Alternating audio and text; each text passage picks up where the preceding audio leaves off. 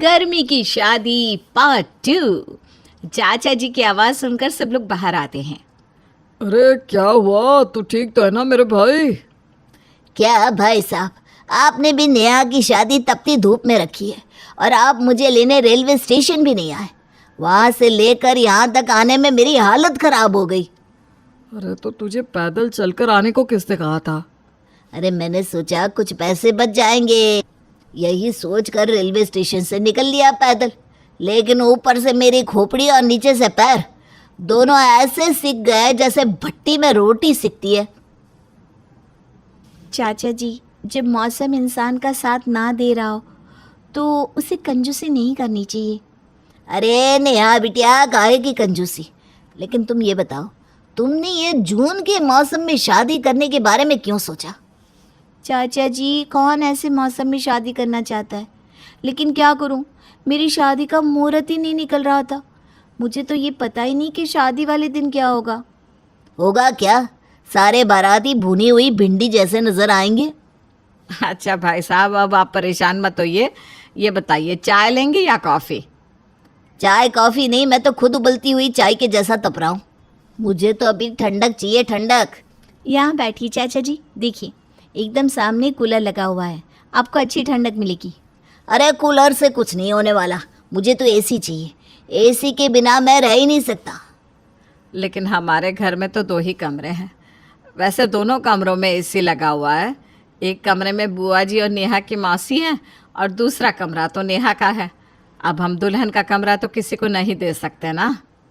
अरे कोई बात नहीं, जिस कमरे में नेहा की मासी और बुआ है, बस उसी कमरे का दरवाज़ा ना थोड़ा सा खोल दीजिए। मैं उसके बाहर ठंडक लेकर बैठा रहूँगा। अरे लेकिन ऐसे कैसे भाई साहब, थोड़ा अजीब लगेगा ना। अब लगता है तो लगे अजीब, थोड़ी ठंडक मिलेगी तो जिंदा रहूँगा ना, वरना तो सर से लेकर पैर तक पसीना ऐसे बह रहा है जैसे पहाड़ों से नदी बहती है। कुल मिलाकर वर्मा जी के घर का माहौल बहुत फनी हो चुका था। एक तरफ बुआ जी और मौसी का झगड़ा चल रहा था, तो दूसरी तरफ उन्हीं के कमरे का दरवाज़ा खोलकर चच्चा जी भी दरवाजे के पास बैठकर ठंडक ले रहे थे।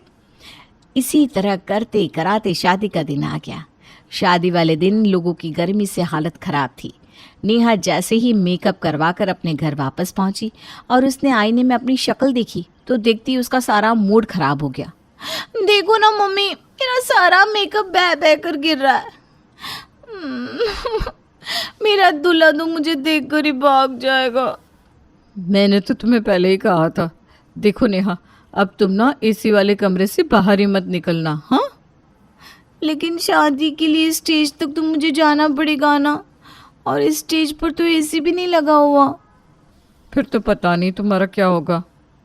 देखो कावेरी, तुम ना अपने चेहरे पर इतना मेकअप मत करो। कब से चेहरे पर कुछ कुछ लगाई जा रही हो। अरे पसीने से सब कुछ बह गया ना तो बहुत डरावनी लगोगी, कोई पहचान भी नहीं पाएगा तुम्हें। क्या जीजी, एक तो आपने इतने गर्म मौसम में शादी रख दी, ऊपर से मेकअप करने के लिए भी मना कर रही हो। अब आप ही बताइए ना, बिना मेकअप के मैं कैसे रहूँगी? बेकार की बातें छोड़ो, बारात आ गई है।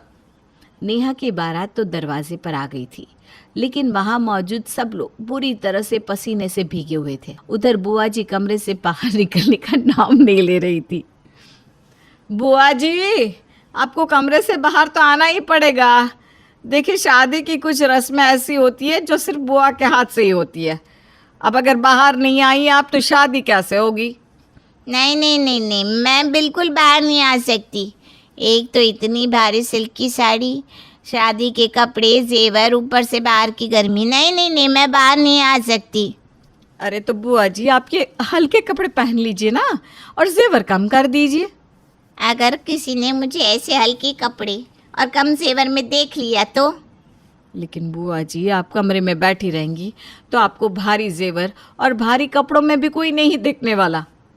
तभी कावेरी भी परेशान होती हुई वहां पर पहुंचती है और अपनी हैवी साड़ी उतारने लगती है। अरे कावेरी, ये क्या कर रही हो तुम? दीदी, मैं तो शॉर्ट्स पहनकर शादी में आने वाली हूँ। ये इतनी भारी साड़ी पहनकर तो मुझसे बाहर नहीं आया जाएगा। दीदी प्लीज़, आप ना परफ्यूम के पैकेट लेकर चलिए। सारे बाराती ना पसीने की बदबू मार रहे हैं। तभी वहां पर चाचा जी आ जाते हैं। भाभी देखिए, छोटे भाई की जो भी रस्म है वो मैं सुबह के वक्त निभा दूंगा। सुबह थोड़ी ठंड तो रहती है, इस टाइम ना बहुत गर्मी है। अपने रिश्तेदारों की ये हालत देखकर मिसेस वर्मा परेशान होकर अकेले ही बारात के स्वागत के लिए पहुंच जाती है, लेकिन वो देखती है कि वहां पर दूल्हा और बाकी के सारे बाराती गायब थे। अरे ये क्या, सब लोग कहाँ पर चले गए? सब लोग अपनी अपनी गाड़ियों में एसी चलाकर अंदर बैठ गए, कोई बाहर आने को तैयार ही नहीं है। अरे लेकिन अगर कोई बाहर नहीं आएगा तो शादी कैसे होगी? कम से कम दूल्हे को तो बाहर बुलाना ही पड़ेगा ना। मैं जाकर हमारे दामाद जी से बात करने की कोशिश करता हूँ। मिस्टर वर्मा अपने दामाद वरुण की कार के पास पहुंचते हैं और कार का दरवाज़ा खटखटाते हैं। क्या हुआ ससुर जी, कोई ज़रूरी काम था क्या? अरे कैसा सवाल कर रहे हैं आप? आपकी शादी मेरी बेटी के साथ होने वाली है और आप कह रहे हैं कि कोई ज़रूरी काम था क्या? देखिए ससुर जी, मैं नेहा से शादी करने को तैयार हूँ, लेकिन शादी ना इस कार के अंदर ही होनी चाहिए। बाहर गर्मी में आकर मैं शादी नहीं कर सकता।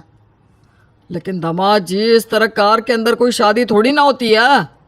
नहीं नहीं, नेहा से शादी इसी शर्त पर करूँगा कि हमारी शादी इस कार के अंदर हो, और बाकी की रस्में ना हम अच्छा मौसम देखकर निभा लेंगे। देखिए दामाद जी, आप जिद कर रहे हैं। मैं आपकी गलतफहमी दूर करने के लिए पंडित जी को बुला लाती हूँ। अब वही आपको समझा सकते हैं कि इस तरह शादी नहीं हो सकती। मिसेस वर्मा जब पंडाल में पंडित जी को ढूंढने के लिए गई तो उन्होंने देखा कि पंडित जी भी नदारद थे। पंडित जी को फ़ोन लगाकर पूछती हूँ, आखिर ऐन मौके पर कहाँ चले गए?